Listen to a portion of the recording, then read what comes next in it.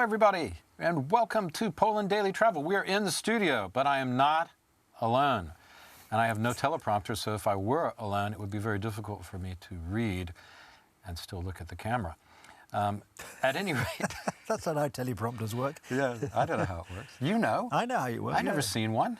Yeah, well, they don't let me near a teleprompter. Really? Yeah, would you let me near a teleprompter? Yeah, there's one in the studio next door. What? There is? Yeah. Well, I'm pretty close to that studio. It's just through the wall. Just through the wall, yeah. I might go and stand next to it after this segment. Just to feel. Yeah, just so I can... To commune with the teleprompter, yes. Yes, you must give me lessons and tell me how you do it. But, of course, Nicholas reads the news and not only history. History, yes. Yeah, you do. But we don't use a teleprompter You're the during history. Why don't you ever invite me on your show? I'm an historian. We will do. We will do. I'd love you, yes. I studied a lot of history in my day. And did pretty well at it, actually. Which area or which subject would you like to talk about? I don't know, anything.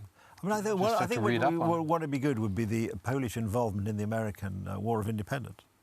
I like that. Yes. There were some Polish characters involved. There were, and one of my relatives fought with one of those. That would be interesting. We will do that. Pulaski, yeah. At any rate, we're back on my trip. Speaking of Pulaski, did you know I went right through Savannah, and next to Savannah is Pulaski, because we say Pulaski instead of Pulaski, Pulaski County. Right. So, you know, Casimir, we call him Casimir in the United States, Kazimierz in Polish. Casimir Pulaski is an extremely famous man. Is there a statue to him? Yeah, there are lots. There's one in the middle of Savannah. Safe? In the middle of Savannah. Well, no, it's not safe. I mean, this is the point, isn't it? No, nothing in history is safe from the barbarians. It's extraordinary, isn't it? Yeah. It really is. We have to stop them, and I hope that's happening. Well, sorry, this is a slight digression, but this week the British Museum removed the bust of Sir John Soane, whose collection is... Sloane. Sloane, sorry. No, Soane. Is it Soane? It's Soane, yes. Okay. Whose collection is the foundation of the British Museum's collection on the grounds that he had obliquely... Once upon his wife had slaves. His wife had inherited some slaves from somebody else. Yeah. So which, well, no, I mean, you go back, where does it end? Well, why has nobody pointed out that Kamala Harris, the Democratic vice presidential candidate, herself, her family has some connection with slave owning? Well, it's been pointed out, but of course it doesn't matter, because if you're a left-wing woman Democrat, you don't have to account for your actions. Well, come on. It's, it's just like they want power. Everybody wants power, and people play it, you know, too often they play it their way. What we need is more fairness, more openness. More rationalness. More rationality, yes. It used to be more rational. And in the old days, the people in the politics used to go and have a drink together after the day, slagging each other off. Well, of course. They'd go and shake hands and say, But I think in the old days there seemed to be... you could disagree and still be friends. But I think there was a general community of agreement on the main points. You know, but it's this identity politics now which is taking over from everything. And of course, ultimately, there's no stopping point. With identity politics, you ultimately get down to you've atomized society completely so that you actually only have individuals. Well, I've traced my ancestry back to Spartacus, and so therefore I hate everyone. Of course. Yeah. I feel very traumatized by... Spartacus, if you don't know, watch the movie with Kirk Douglas. As an Englishman, I feel very traumatised by the French invasion of 1066. I've never really got over that. Those were some of my people, by the way. Exactly. So, my people were on both sides. So I feel I need some degree of reparation because it has clearly held my life back. I know. I've had to bear this trauma. Oh, yeah. Oh, yeah. So anyway, yeah, it's good that you're talking about leading into this because, as I was saying in the last program, I could not visit my aunt in Washington. So luckily, I wasn't flying from Reagan Airport, Reagan National. I was flying from Dulles, which is in Virginia. So I didn't have to go into Washington, and I could actually fly. Good, okay. I had a beautiful drive from Asheville, North Carolina, through the Shenandoah Valley. Shenandoah Valley. I thought of you. Yeah, the great film with James Stewart. Yes, I thought of you. That's a lovely film, actually. Yeah, that's that song, Oh, Shenandoah, that song, yeah. There's Jimmy at one point standing, oh, Virginia's losing, ain't she, Doc?